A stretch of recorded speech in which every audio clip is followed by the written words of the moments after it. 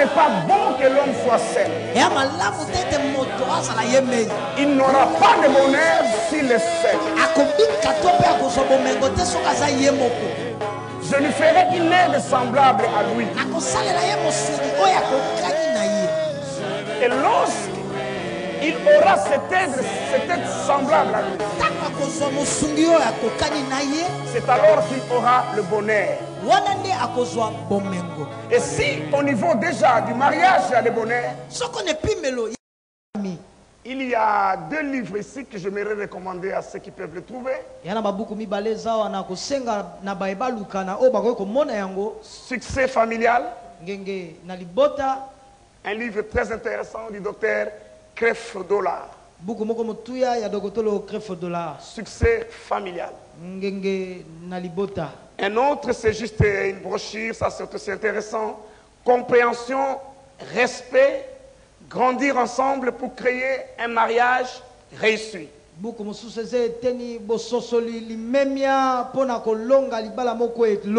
y a la compréhension, il y a le respect dans le couple et le désir de grandir ensemble. C'est alors qu'on arrive à bâtir un mariage réussi. Voilà. Pour ce soir, je vais commencer par ceci avant d'aller dans mon enseignement. Fabrice va me lire dans 2 Samuel chapitre 7. Il lira le premier verset jusqu'au 3e. Et puis prendra le verset 11 et 12. Et je vais mettre tout cela ensemble, reconstituer l'histoire. Et seulement après, je vous dirai de quoi il est question.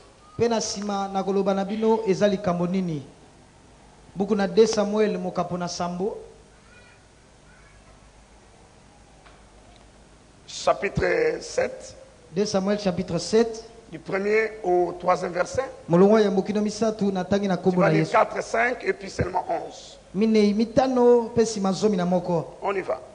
Lorsque le roi habita dans sa maison et que l'Éternel lui donnait du repos, après l'avoir délivré de tous les ennemis qui l'entouraient, il dit à Nathan le prophète: vois donc, j'habite dans une maison de cèdres et l'arche de Dieu habite au milieu d'une tente. Nathan répondit au roi: va, fais tout ce que tu as dans le cœur, car l'Éternel est avec toi. Verset 4 et 5. Namitano. La nuit suivante, la parole de l'Éternel fut adressée à Nathan. Va dire à mon serviteur David: ainsi parle l'Éternel. Est-ce toi qui me bâtirais une maison pour que j'en fasse ma demeure? Verset 11. Et comme à l'époque où j'avais établi des juges sur mon peuple d'Israël, je t'ai accordé du repos en te délivrant de tous tes ennemis. Et l'Éternel t'annonce qu'il te créera une maison. Verset 12. Quand tes jours seront accomplis et que tu seras couché avec tes pères, j'élèverai ta postérité après toi, celui qui sera sorti de tes entrailles, et j'affermirai son règne. Lorsque j'étais en train de prier et de méditer autour des choses que je devais enseigner aujourd'hui et demain à la conclusion, le Saint-Esprit a commencé à me parler, le Seigneur a commencé à me donner des directives. Et c'est le texte qu'il m'a donné par rapport à ce qui est arrivé à David. Sans qu'aucune demande ne soit faite, un jour David s'est réveillé et s'est dit en lui-même: je vais bâtir une maison pour l'Éternel et Dieu des armées. Il nous a fait tellement du bien, il nous a délivrés de nos ennemis, il nous a pris de là où nous étions et nous a amenés jusque là où nous sommes.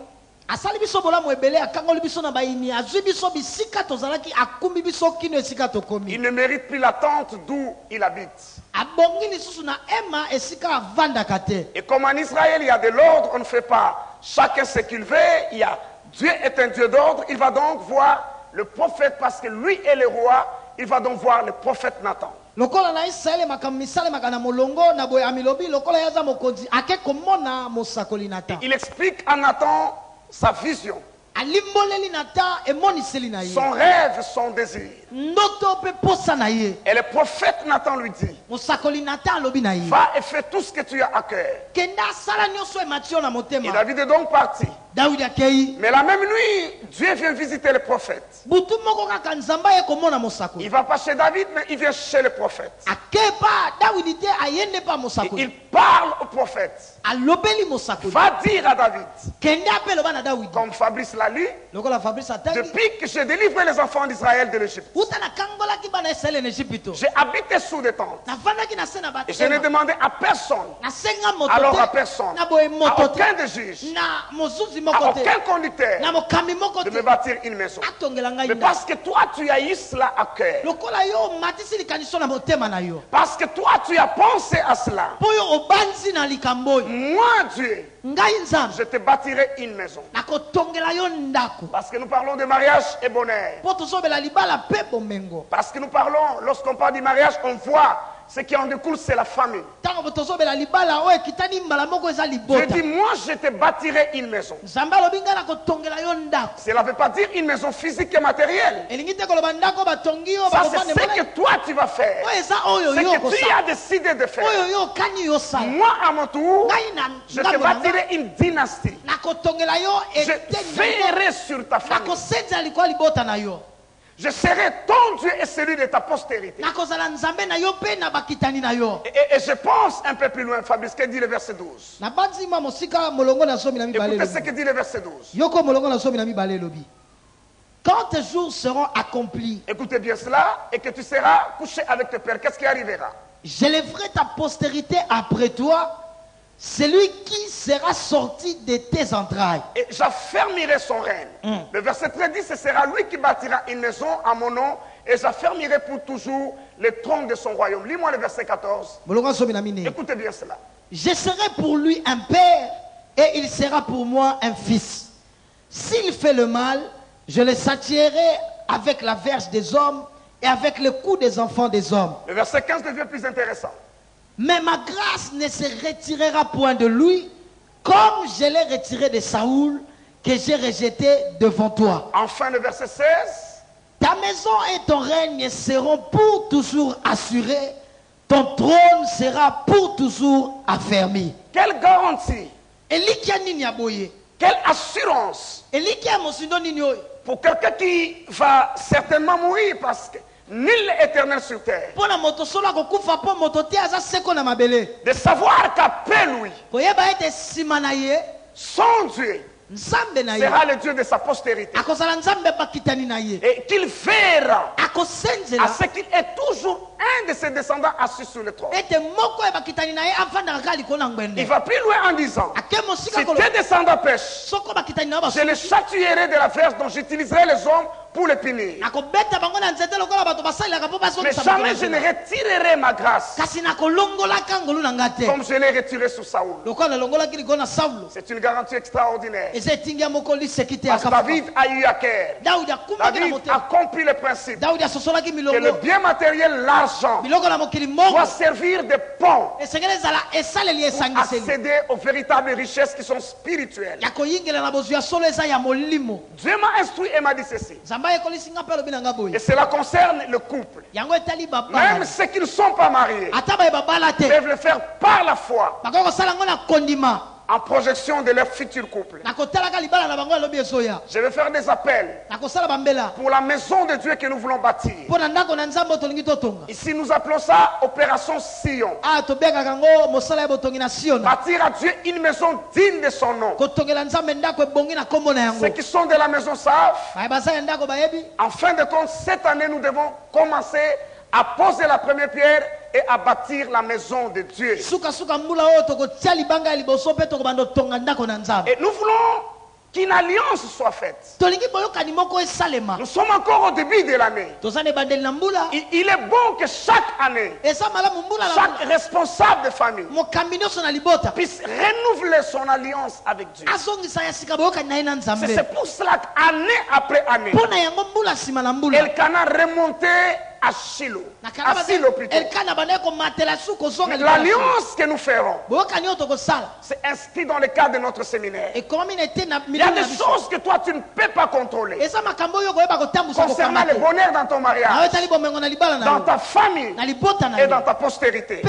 Mais lorsque tu fais alliance avec Dieu, Dieu se souvient de cela. Je vous encourage à prendre des engagements par rapport à l'opération Sion. Votre argent bâtira la maison de Dieu. Et Dieu lui bâtira votre famille, bâtira votre mariage.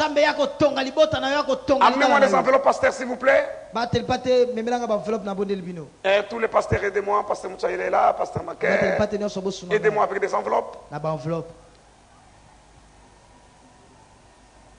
Gagnons du temps. J'ai beaucoup de la matière pour aujourd'hui. Avancez, avancez, mes pasteurs. Avancez là.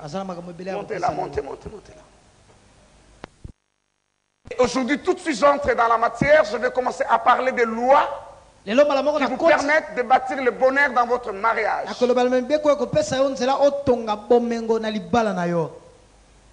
Les lois qui vont vous permettre de bâtir le bonheur dans votre mariage.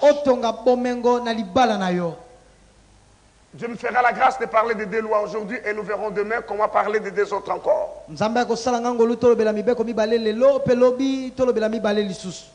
La première loi, je l'ai intitulée la loi de la case du départ.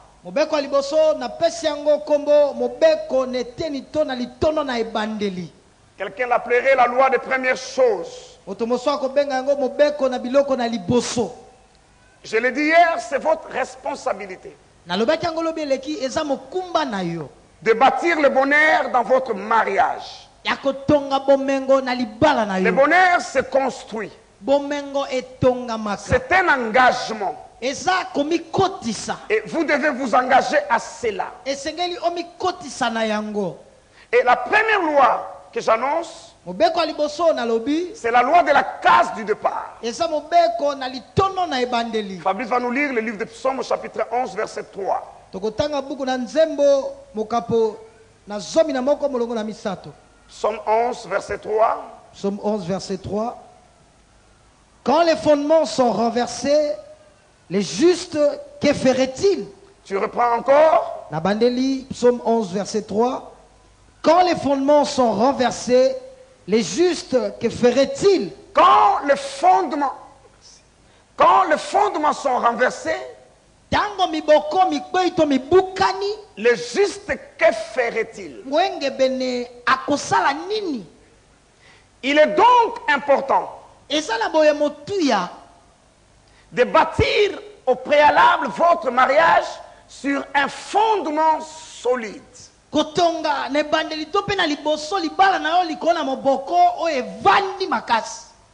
les fois que vous êtes perdu et que les choses ne marchent pas, on conseille de retourner à la case du départ.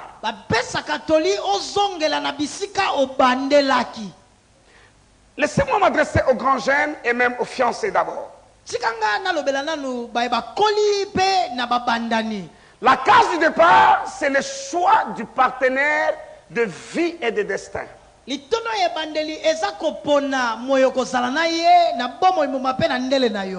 Les experts en matière conjugale ont découvert parmi plusieurs raisons qui font échouer le mariage. La raison prédominante, c'est le mauvais choix du partenaire. Je ne parle pas de l'église. Je parle des études scientifiques. Faites sur plusieurs races, plusieurs cultures, plusieurs différents pays. Le résultat est le même. La raison qui pousse le plus les gens à échouer dans le mariage, c'est le mauvais choix. Il est donc important d'être sûr lorsque vous faites le choix du conjoint. Je ne vais pas m'attarder là-dessus. J'ai eu des réunions avec des jeunes filles et des jeunes garçons concernant le choix du partenaire de vie et de destin. C'est indispensable de réussir cette première étape. Et à cela j'ajoute ceci. Jésus dit, je suis l'alpha et l'oméga. Il est bon que Dieu soit au commencement. L'argent n'est pas l'alpha. Les diplômes ne sont pas l'alpha. La beauté n'est pas l'alpha. L'origine tribale n'est pas l'alpha. Tous ces éléments peuvent être pris en compte. Mais ça ne doit pas constituer le soubassement de votre choix. Parce que si au niveau du choix, vous échouez,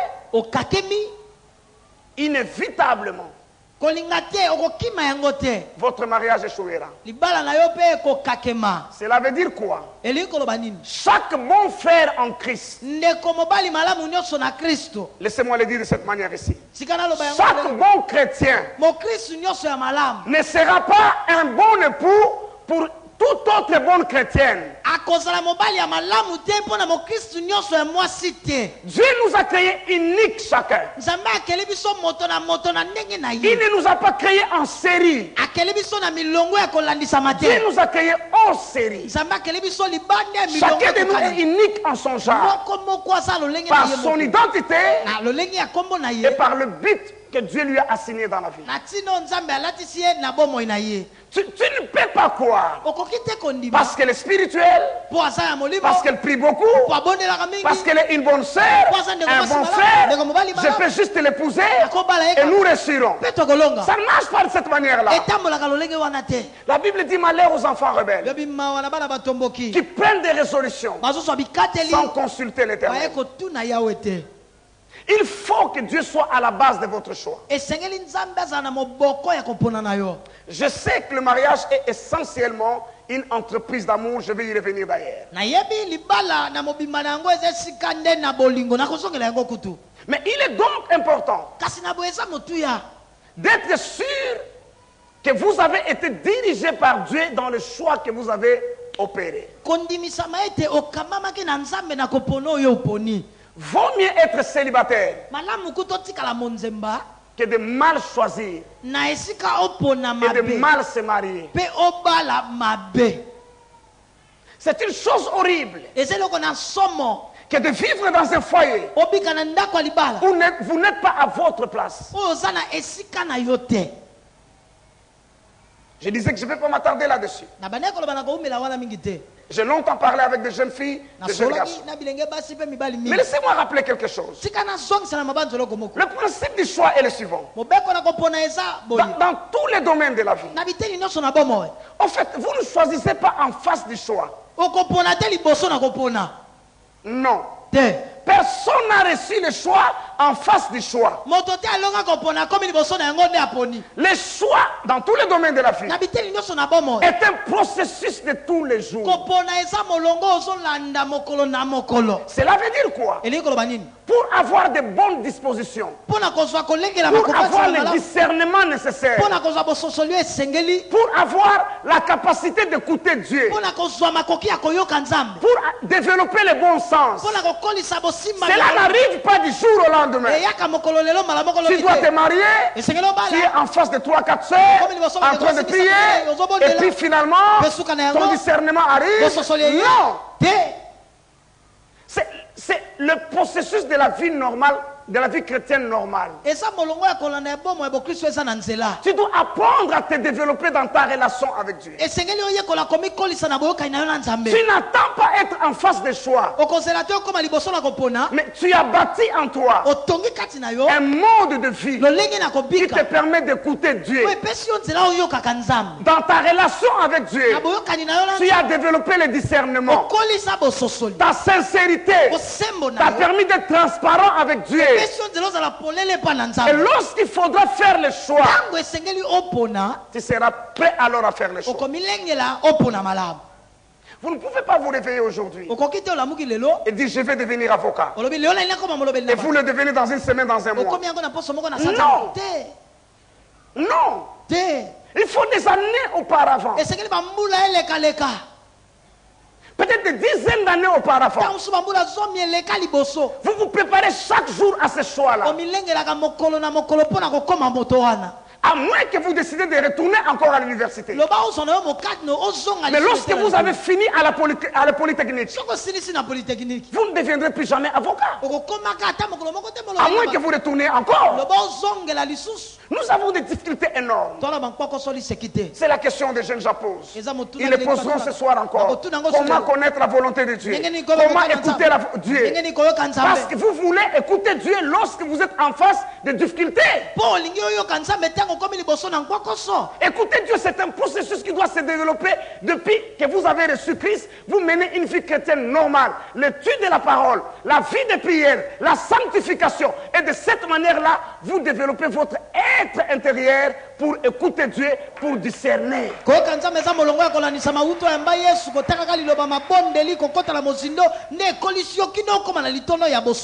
a des choses pour lesquelles je n'ai pas besoin de connaître la volonté de Dieu. Parce que j'ai aiguisé mon discernement. J'ai développé mon esprit. Avant même que je sois dans les besoins, Dieu me parle d'avance. Pourquoi devons-nous toujours aller vers Dieu? Pour le consulter en cas de besoin. Lui étant que Père, pourquoi ne prendra-t-il pas l'initiative de venir vers nous? Parmi des gens qui sont mariés ici, ils vous diront, il y a des gens avant même de commencer à prier pour le choix. Dieu leur a parlé. C'est ton mari. Celle-là sera ta femme. Il n'avait même pas encore pensé à cela. Mais Dieu a pris les défenses. Pourquoi? Parce que dans la communion de tous les jours,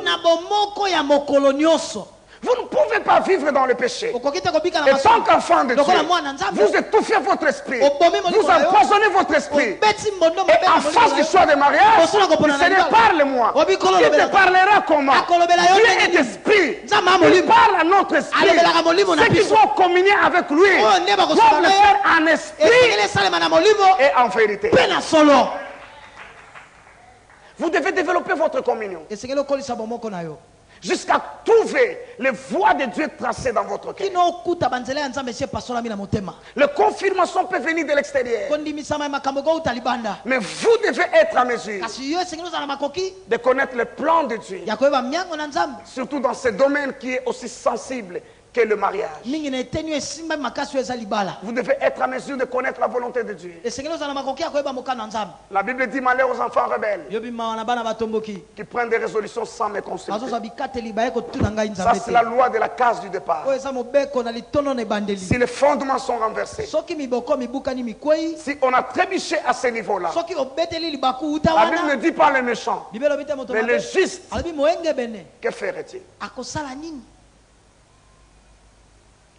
Le mariage n'est pas simplement une question de passion. Où vous pensez, elle ou c'est la mort.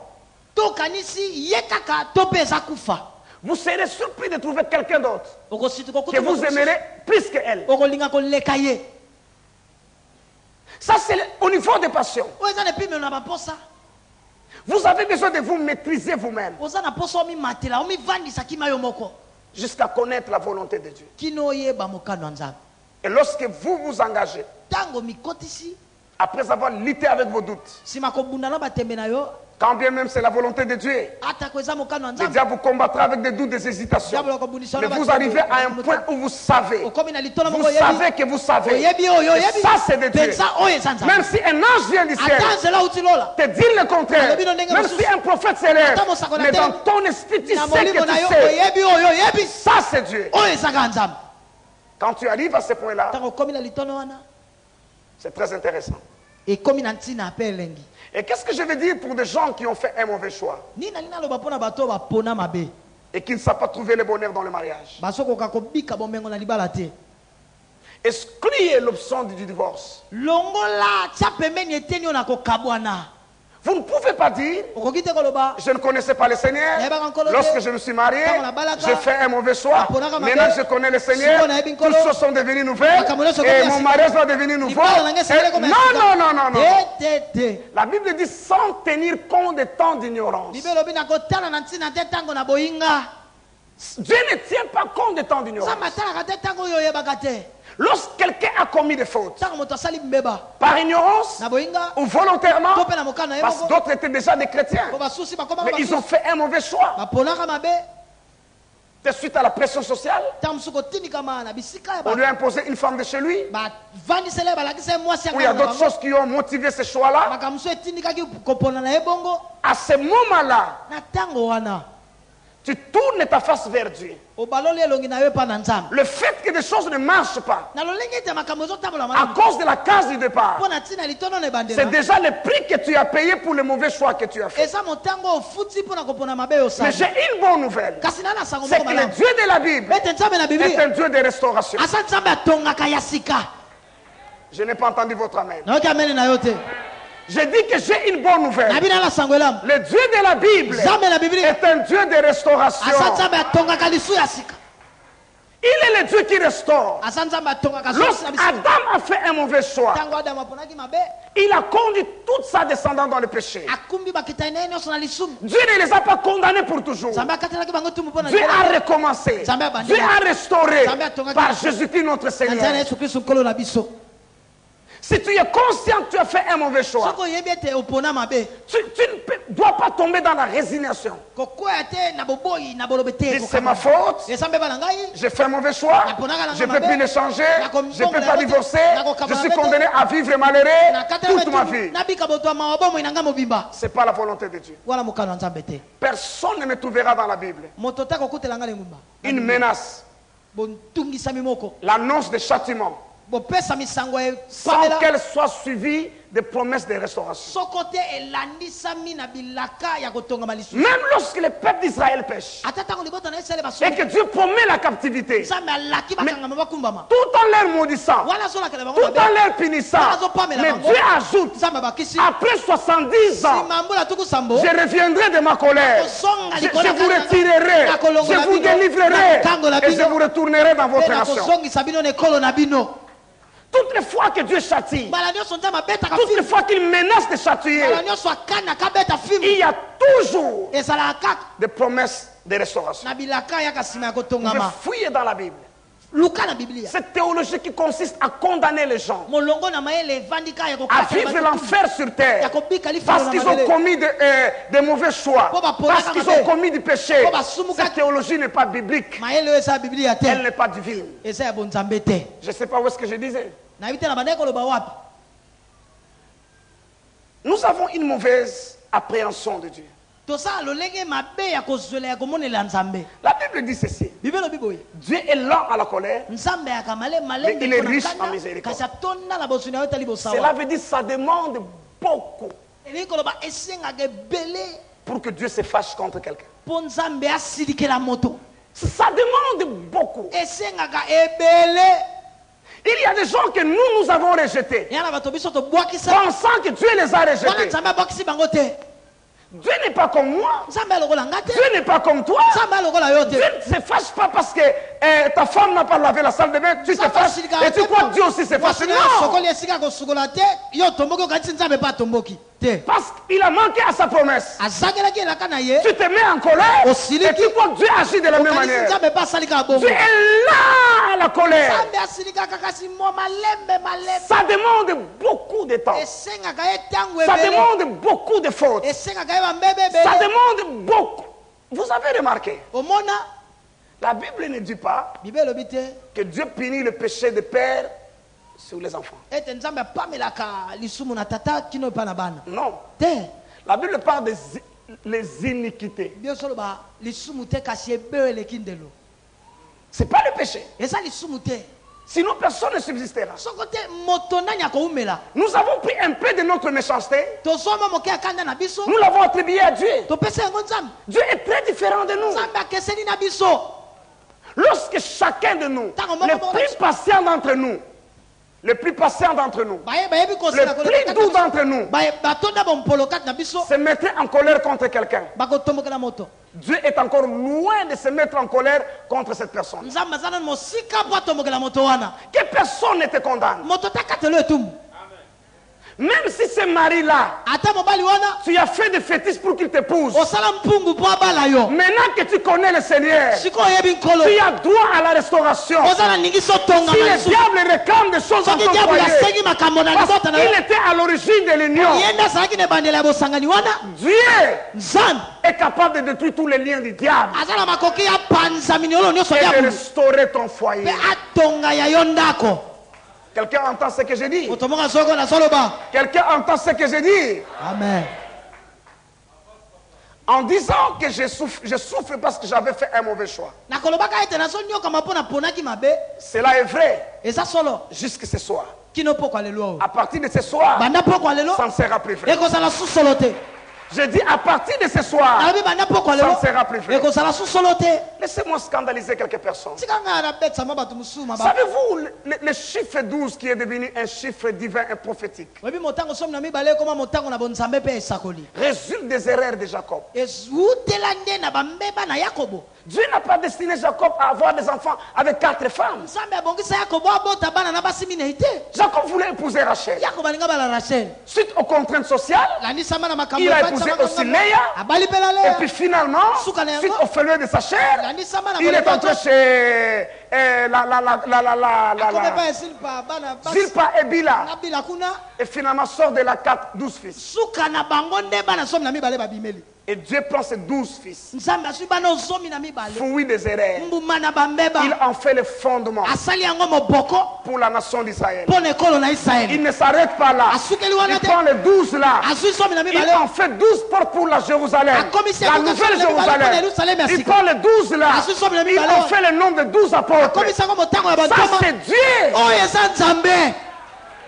Ça c'est Dieu. Du fort peut sortir le doux. De ce qui mange peut sortir ce qui se mange.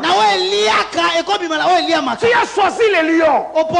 Elle est en train de te manger à la maison. Mais de ce lion-là, le miel peut sortir. Oui. Si tu as une mauvaise belle-sœur ou belle-fille, tu souhaites qu'elle meure, elle ne mourra pas. Dieu n'a pas le même souhait que toi. Si tu as un mauvais mari, tu souhaites qu'il meure pour que tu sois libre de recommencer. Dieu n'a pas le même rêve que toi. De ceux qui mangent, de sortir ceux qui se mangent.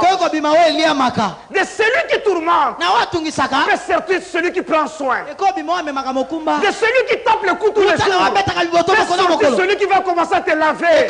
N'entends pas ce que je dis. De celui qui te blesse chaque jour, peut sortir celui qui va t'encenser. Ça c'est le message de l'évangile. C'est un message d'espérance. Tu n'es pas condamné pour toujours. Il est dur, il est insensible, de ce dur et de cet insensible de sortir un homme attentif. De cette rebelle, insoumise, mal éduquée, peut sortir la meilleure épouse de la terre. Ça c'est ce que Dieu est capable de faire. Si la main, si tu mets tes mains ensemble pour acclamer Dieu, ça c'est merveilleux. Ça c'est formidable.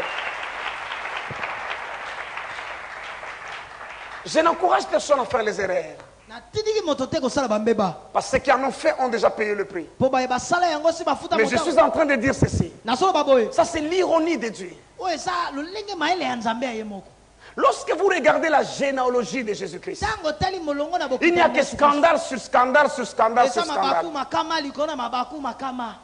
Qui penserait que Rahab, la prostituée, il n'y avait pas de filles en Israël? J'ai entendu quelqu'un dire, comme il n'est pas converti, si tu te sépares d'elle, tu n'as point commis de péché. Rahab était une prostituée cananéenne, sans Dieu, sans alliance. Mais Dieu l'a greffé à la généalogie de Jésus-Christ. Si ça, c'est pas choquant.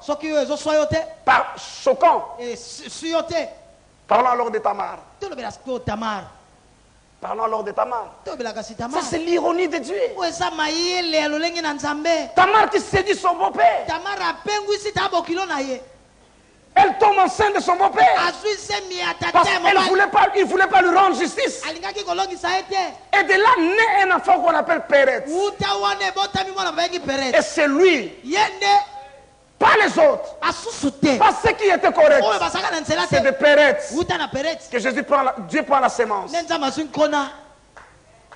Que Dieu de Ruth, la Moabite, qui est entrée dans la généalogie. Si ça ne vous choque toujours pas, je vais continuer jusqu'à ce que vous disiez arrête. Ah mais oui. Vous voyez, David a plusieurs fils légitimes. Un jour, il prend la femme de quelqu'un. Il fait tuer son mari.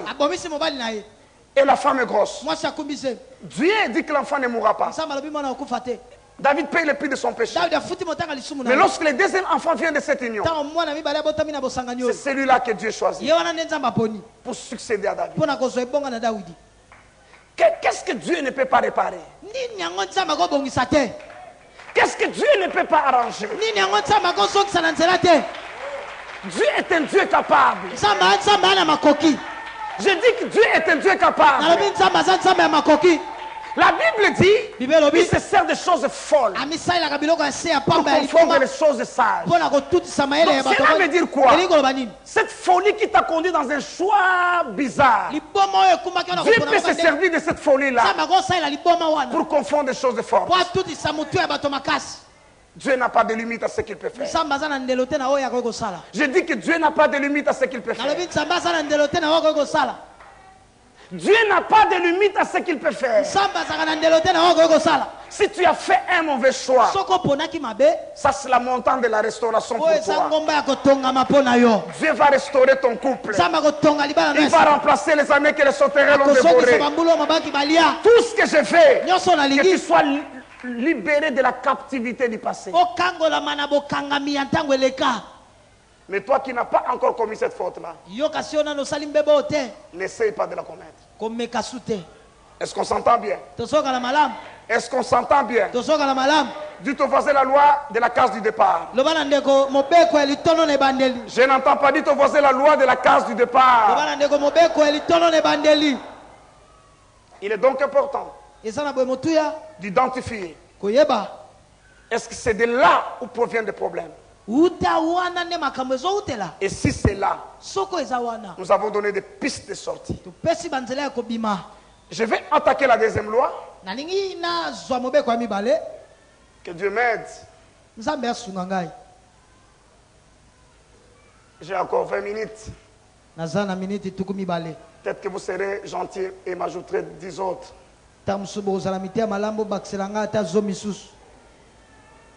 Et lorsque Pilate demande aux gens entre Barabbas et Jésus-Christ, voulez-vous que je libère qui? Comment les gens ont répondu? C'était un mauvais choix ou un bon choix? Non, soyez honnêtes. C'était un bon choix ou entre un innocent et un brigand qui devait être condamné. Les choix qu'ils ont fait, c'était un bon choix ou un mauvais choix? C'était un mauvais choix. Mais de ces mauvais choix est sorti le salut de l'humanité.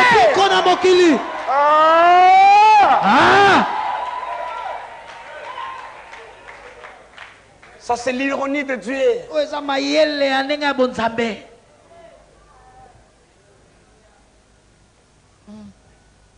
Alléluia. Amen. La deuxième loi, pour bâtir le bonheur dans le mariage. Ça s'est construit, ça s'est bâti. Et c'est nous qui sommes les artisans. C'est la loi de Christ. Je l'ai intitulé la loi de Jésus-Christ. La loi de Jésus-Christ. Fabrice, lisez-moi Ephésiens chapitre 5. Nous devons commencer à courir derrière le temps. Versets 25 à 30. Et là, nous découvrons la loi de Christ. Frères et sœurs, prenez de grandes décisions.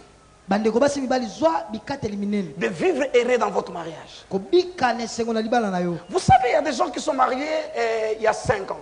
D'autres vous diront, je suis marié il y a 25 ans. Ça fait 25 ans qu'on est marié. Mais si vous retrancez tous les temps de crise, tous les temps où ils ne se parlaient pas, tous les temps où chacun se donnait le dos au lit, vous retrancez sur les 25 ans, ils n'ont que 10 ans de mariage. Je vous dis la vérité. Il y a des gens qui font des semaines, maman, ils ne se parlent pas. La 3e semaine, ils commencent à se parler. Mais chacun donne à l'autre le dos. Il faut la 5e semaine où ils commencent à se toucher. Donc, quand vous comptez le nombre des années du mariage, enlevez d'abord un mois là. Ça, c'est pas le mariage. Pasteur Dominique nous a dit quelque chose en Israël, au séminaire, à la conférence de mariage où on a été. Parce qu'il a dit publiquement, je peux le répéter. C'est la deuxième fois que je l'entends d'ailleurs le dire. Il a dit aussi à l'église du pasteur Tchalo. S'il se plaint, je lui dirai que lui-même a dit ça en public, je suis autorisé à le dire en public. Il dit au début de leur mariage, comme tout le monde, au début il y avait beaucoup de friction. Ils pouvaient se froisser, se frotter, et puis une semaine ne se parle pas, 3, 4 jours ne se parlent pas. Alors un jour, maman Hélène lui dit ceci. Il dit, mais en fin de compte, nous finirons par arranger. Même si nous restons en colère 3 mois, nous finirons par arranger. Mais pourquoi ne pas arranger tout de suite là et profiter du reste du temps? Au lieu de perdre d'abord 3 semaines à se bouger, en fin de compte, ça va s'arranger. Mais pourquoi ne pas arranger tout de suite là et profiter du temps? Le pasteur dit, oh, mais tu as raison. Il était en colère. Il dit, oh, mais tu as raison. On peut arranger maintenant et gagner du temps. Ils en ont fait le principe de leur couple. Toutes les fois qu'il y a un problème, nous arrangeons juste maintenant. Et après nous profitons des restes du jour. Il dit ça leur a donné un bonheur fou. Ça c'est extraordinaire. Votre femme est à côté de vous? Tous les hommes mariés, s'il vous plaît, tenez-vous debout. Tous les hommes mariés, tenez-vous debout. S'il vous plaît. Qui est à votre côté? Qui n'a pas sa femme à côté parce qu'elle est venue en retard, ils ne se sont pas venus par le même chemin? Tous les autres se mettent debout, tous les autres se mettent assis. Ceux qui n'ont pas leurs épouses, restez debout. Restez, s'il vous plaît. Et les mamans qui sont dehors, entrez, regardez votre mari ou cherchez-les. Sauf que mon été, le mariage, on a fait maintenant. Yo zonga c'est ma fille des ans, zonga c'est ma frère. Zonga c'est ma fille des ans. Papa Zawapi. Comment on est nana lukelo yo? Comment on est nana? Comment on est nana lukaye? Hein? Azokate. Nana nan manana wasakebele. Nana kumbi. Nana kumbi. Nana kumbi. Papa so lukayo. Azawapi. Mama nana kumbi azawapi. Avis de recherche. Mama nana kumbi. Azaka mwindu to pembe. To luke bisonoso. Pembe muke. Bolu karanga sermu ga pembe muke. Alati la manini. Yoka testa libala. Boyoka. Alati la manini lelo. Zela. Tanga tigaki avaya. Arrêtez pour le local yo. Tam ça changer na note. Yé.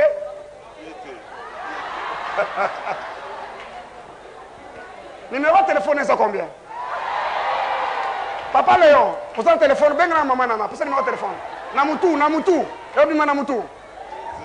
Voilà, 09. Mobile à solo, 98. Papa, c'est là, Papa Léon, 09.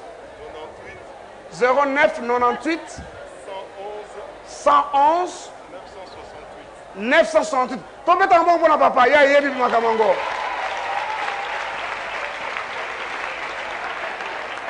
Comme on est maman nana, benga enam. Baba dada solukaye. 968. Sikoyo, nazo sala test ba numéro de téléphone à moi sinayo.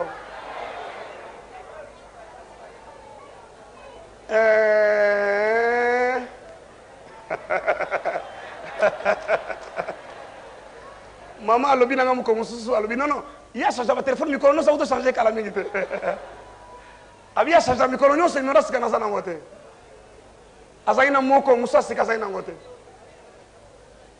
Alléluia. Amen. Oh bamsu omoni yete bomoni bangote azo yamate donc asana kilt.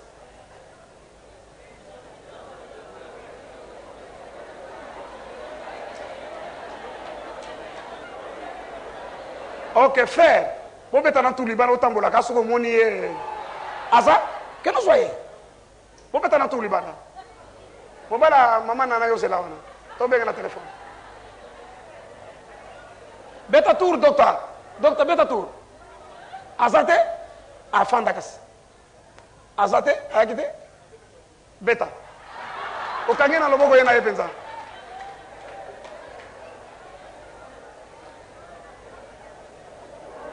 Ok. Écoutez ce que je dis. Éphésiens 5, 25 à 30, tout le monde suivait. Éphésiens 5, 25 à 30. Mais vous allez suivre ça en tenant la main de votre épouse. Ceux qui sont mariés. Ma fiancée était. Ma banalité. Ma fiancée était. Ma grande chaîne comme il a coûté.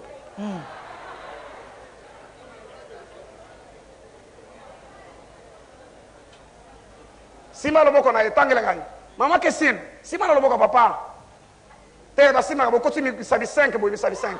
Ouais. Si mal, quoi ça me savez vous? Ok, suivez ce texte-là. Éphésiens 5, 25 à 30. Marie, que chacun aime sa femme comme Christ a aimé l'Église et s'est livré lui-même pour elle, afin de la sanctifier en la purifiant et en la lavant par l'eau de la parole, pour faire paraître devant lui cette Église glorieuse, sans tache, ni ride, ni rien de semblable, mais sainte et irréprochable. C'est ainsi que le mari doit aimer sa femme comme son propre corps. Oui. Celui qui aime sa femme s'aime lui-même. Car jamais personne n'a haï sa propre chair, mais il la nourrit et en prend soin, comme Christ le fait pour l'Église. 30. Parce que nous sommes membres de son corps. Vous gardez votre main là. Tika le bon loga aussi mieux. Azuya hier. Voisin tika la bango place. Voisin tika la bango place ou place moussous. Protocole peut sa voisin la place moussous. Voilà, la loi de Christ, c'est la loi de l'amour véritable. Mobeko na Christ tout ça mobeko na bolingo na solo. Je dis que la loi de Christ,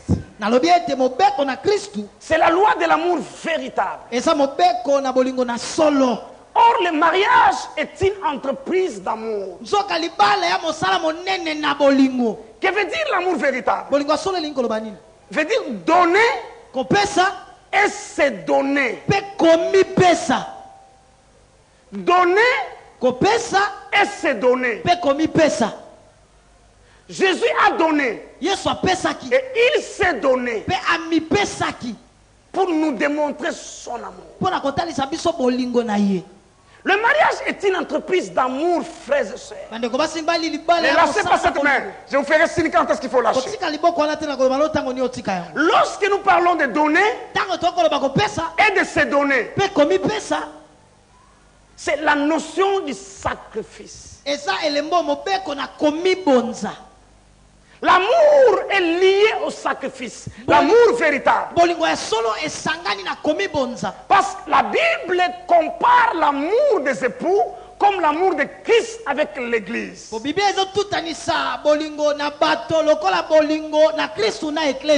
le fondement de cet amour, c'est le sacrifice de Golgotha. Tout le reste vient après. La loi de Christ, c'est la loi du véritable amour. La loi qui consiste à donner et à se donner à son partenaire. C'est sacrifier pour son conjoint. Ça, c'est essentiel dans le cadre du mariage. En fait, c'est quoi un sacrifice? C'est un renoncement volontaire et délibéré de ses droits. C'est ça le sacrifice. Un renoncement volontaire et délibéré. Tu as délibérément choisi volontairement de renoncer à tes droits pour faire plaisir à l'autre. Et c'est là où les Romains et les Grecs s'empoignèrent. Je suis en train de dire quoi? L'amour véritable, c'est donner. Et c'est donner à son partenaire. C'est sacrifier pour l'autre. Lorsque je parle de l'autre, elle est constituée de qualités et de défauts. Mais parce que j'aime mon mari, je me sacrifie. Je renonce à mes droits pour son bonheur. Des gens qui entrent dans le mariage pour prendre ne trouvent jamais le bonheur dans le mariage. Parce que la Bible dit il y a plus de joie, il y a plus de bonheur à donner qu'à recevoir. Donner, c'est ça mon devoir. Recevoir, c'est mes droits. Aucun mariage ne peut véritablement réussir. Aucun couple ne peut vivre dans le bonheur s'il n'y a pas la notion du sacrifice.